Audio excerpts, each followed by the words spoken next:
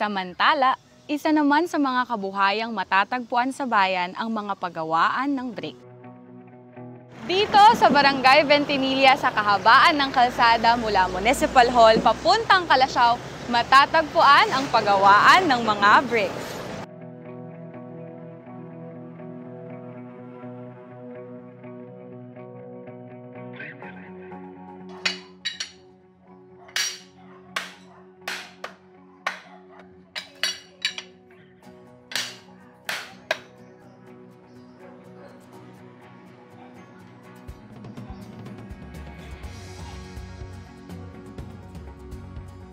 Mga 10 taon na gumagawa ako ng bricks.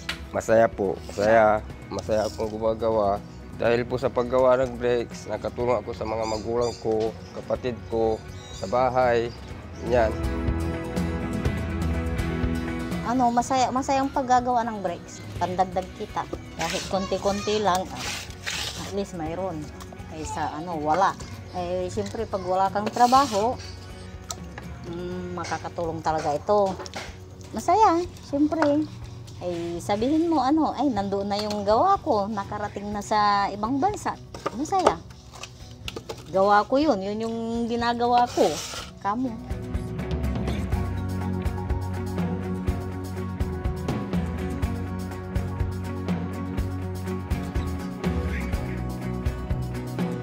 Kung saan-saan na po nakarating. Sa Maynila, ganyan po sa Bulacan. Itong kinakarga po namin ngayon, papunta po ng Santa Rita, Bulacan po. For 4 na taon na po katagal yung paggawaan po namin ng bricks. Actually, pag may umu-order po sa amin, kunwari i-deliver sa Maynila, yun po, yung kumukuha sa Manila, pinupunta nila ng ibang bansa po. Tapos gawang Pangasinan, dito sa Santa Barbara po. Nakaka-proud po kasi nakakapunta na po sa iba-ibang lugar. Minsan po may nakakapunta na rin sa ibang bansa po.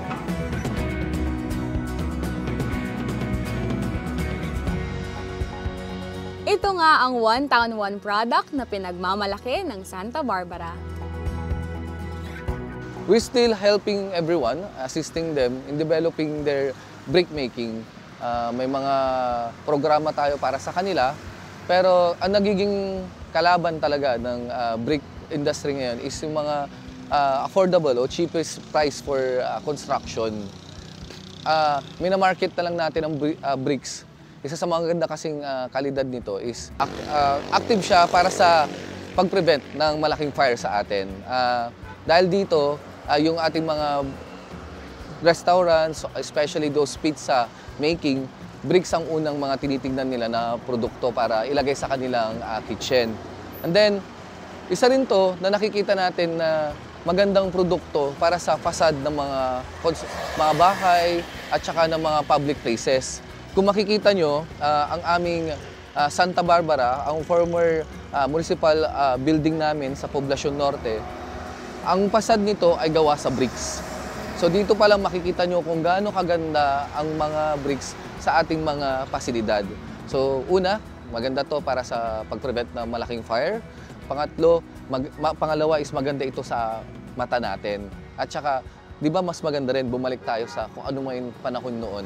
Kung ano yung magaganda sa atin, history natin. Bricks is one of the main material para sa ating historical. Kasi lahat ng mga facilities, government facilities, buildings, old houses, some of them or major facilities dito, ang gamit nila ay bricks noon. So, ang Santa Barbara, nagproduce pa rin tayo ng bricks, tinutulungan pa rin natin ang mga gumagawa nito, at saka i-market natin to para makita ng mga taga-Pangasinan o hindi lang mga taga-Santa Barbara at iba pang mga probinsya na malaki maitutulong ng bricks para sa atin, hindi lang sa mga pasilidad natin, ngunit para mapakita natin kung ano yung history nito sa ating bayan.